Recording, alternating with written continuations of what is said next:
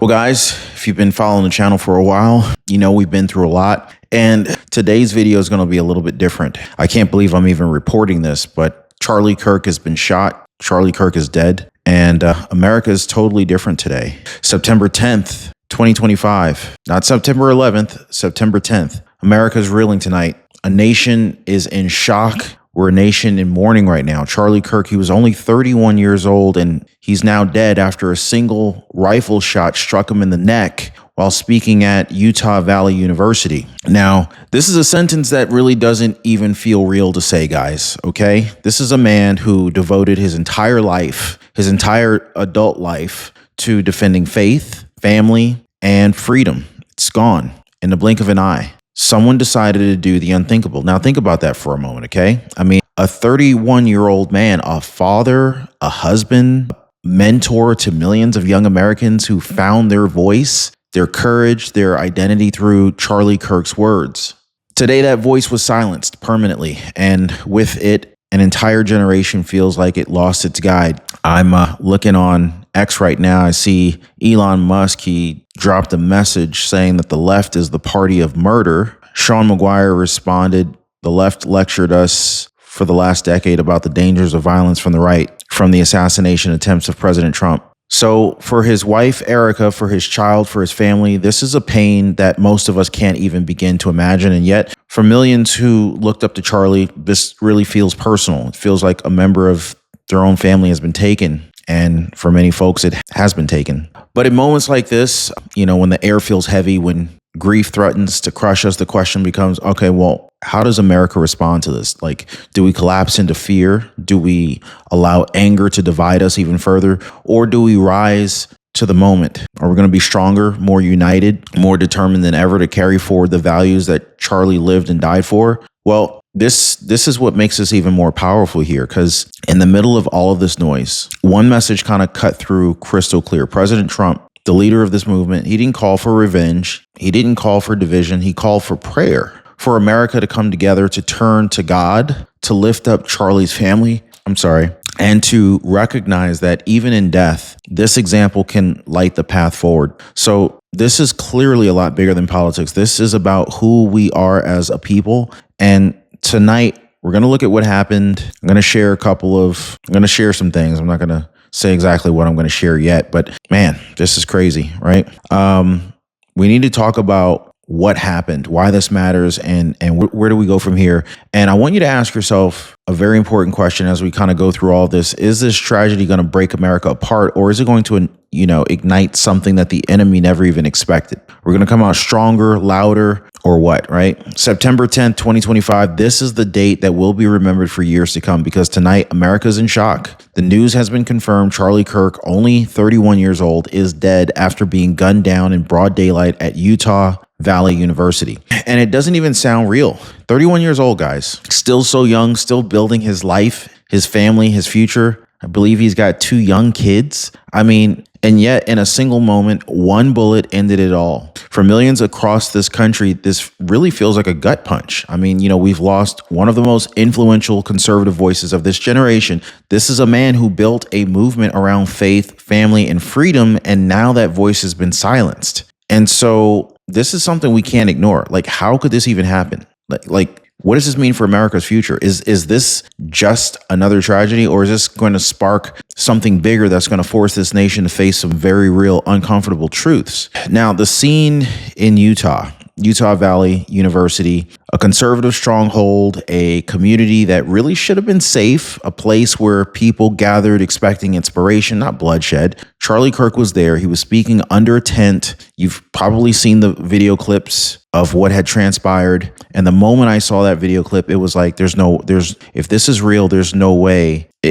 I couldn't imagine how anyone could possibly survive something like that. Charlie Kirk was there. He was speaking under a tent, surrounded by students, families, supporters who came to hear a message of hope. And then it happened. A single shot cracked through the air, not a series of shots, not a random spray. Experts have already weighed in. The sound matched that of a high-powered rifle. One pull of the trigger from a distance, one bullet with devastating precision. Now, at first, some in the crowd we're not really sure what they heard. Was it a firework? Was it a microphone pop? But then within seconds, the truth set in. Screams started filling the air. Chaos erupted. The panic spread like wildfire. You could see everyone just start, just running from the scene. Students ducked. Parents pulled their children close. People scattered in every single direction. The peaceful energy that, of that gathering completely transformed instantly into just fear and confusion right there. Now think about this. This is a man who was there to encourage. He was there to encourage, to inspire, to bring people together,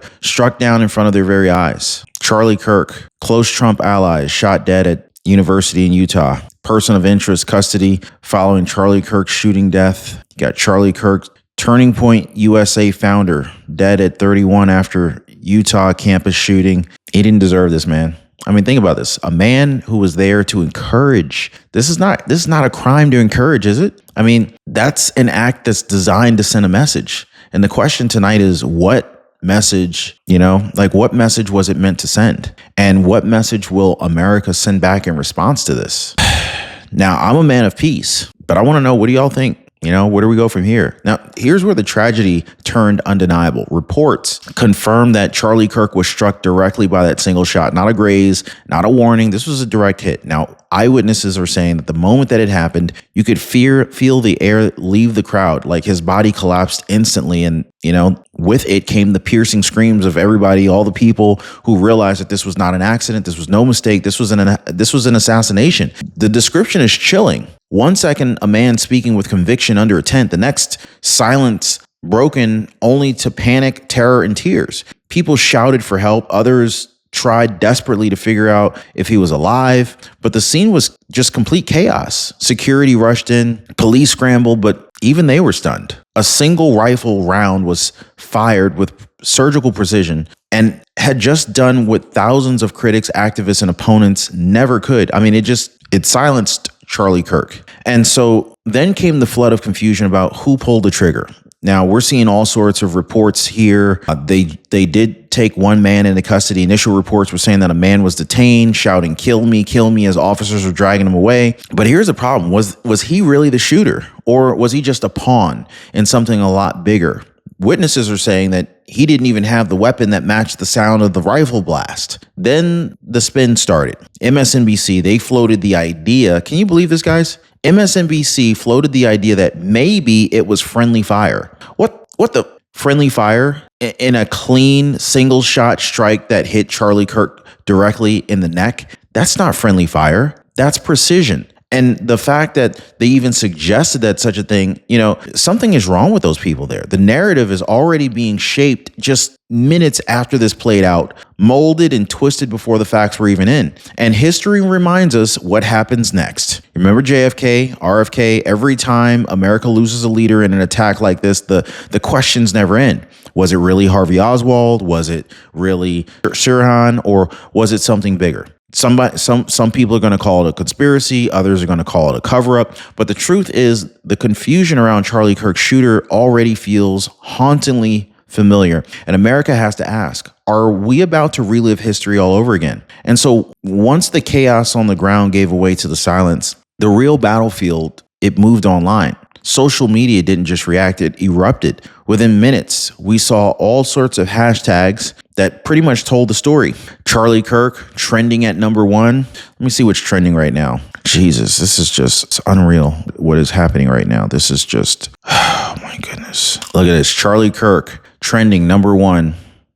3.48 million posts. Utah, MSNBC, Democrats, evil, Minnesota, Turning Point, the left, Amen, Nazis, Erica, guns, Pritzker, Republicans, violence, disgusting. I'm going to just go ahead and stop right there. The nation was split wide open today, guys. On one side, you had the unthinkable, people actually celebrating Charlie Kirk's death. Can you believe that? There's people out there celebrating Charlie Kirk's death. Yes, celebrating. They're dancing on the grave of a 31-year-old husband and father. Others are, posting threats, promising to bring violence into the streets, basically convinced that, this was the moment to rise up. And then, thank God, millions more people poured out their prayers, their tributes, their heartbreak. They posted pictures of Charlie speaking on different campuses, videos of his fiery debates. The man was sharp. He was sharp. And he never attacked anyone. It was just, he always just brought logic to the table. Words of grief for his wife, Erica, and their child.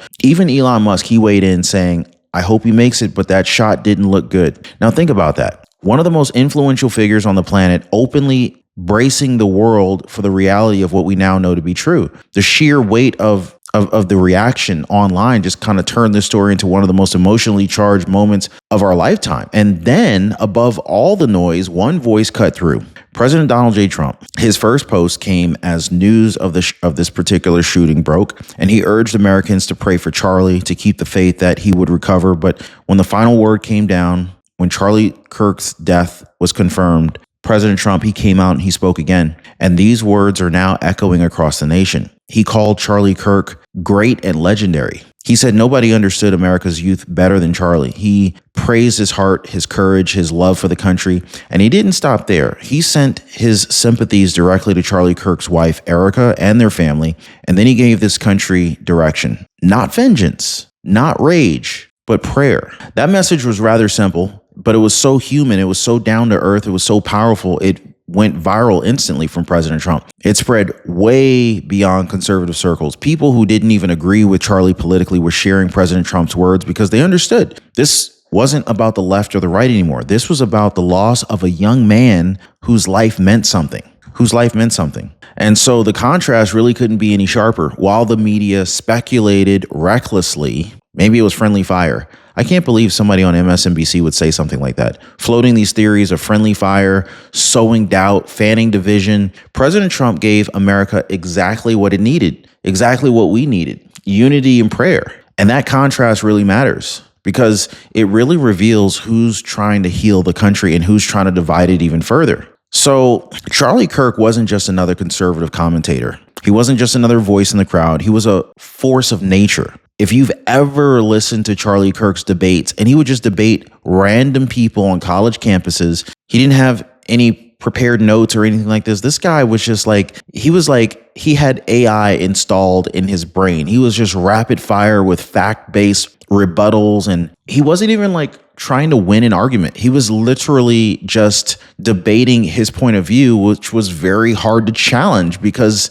it's fact-based. He successfully mobilized millions of young conservatives who might never have even voted, who might never have ever spoken up if not for him. He gave them a voice. He gave them courage. He gave them a cause that was even bigger than themselves. Charlie was clearly very instrumental in President Trump's last campaign. He was credited with rallying young voters across the country, flipping states, and inspiring a whole new generation of Americans to believe that faith, family, and freedom were values worth fighting for. And he proved that tonight.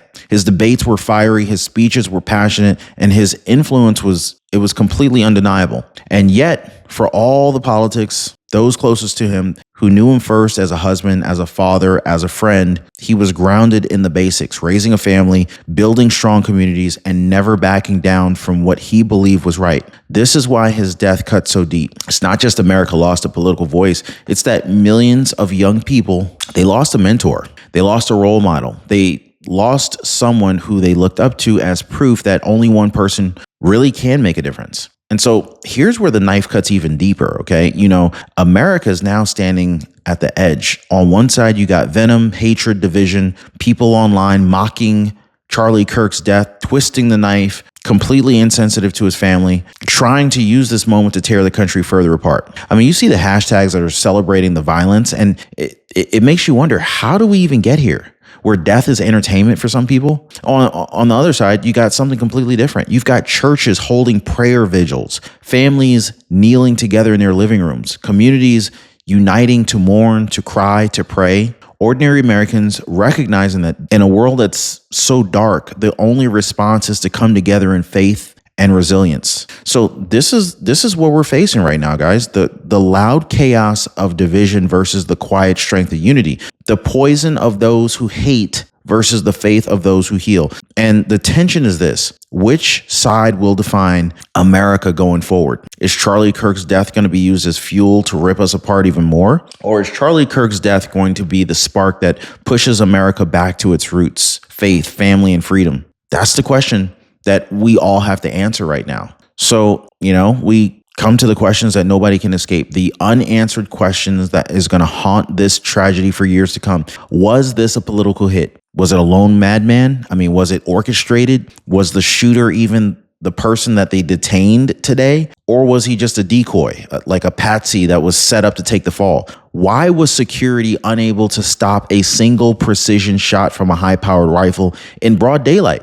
Like, could this have been prevented? I think the answer is yes. The FBI and local authorities, they're digging in. But let's be honest, America has been here before. When a figure this prominent, this influential is cut down, the official stories rarely satisfy us, right? RFK, JFK, decades later, people still don't believe that we got the truth. And already the spin has started. Some of the media are throwing out these theories of friendly fire. Others are whispering that it could have been staged. Nobody even knows for sure. And the real uncertainty is gasoline on a fire. People are just getting more and more frustrated. And this breeds fear. Is the shooter still out there? All sorts of speculation. It really divides a nation already stretched to the breaking point. So here's the reality that we just can't escape. Charlie Kirk is gone. And that fact alone has already changed the conservative movement forever. His life was very short, but his impact was enormous. And right now, his death, it has the potential to become something bigger than even he could have imagined. A rallying cry, a turning point, a line in the sand for millions of people who followed his example.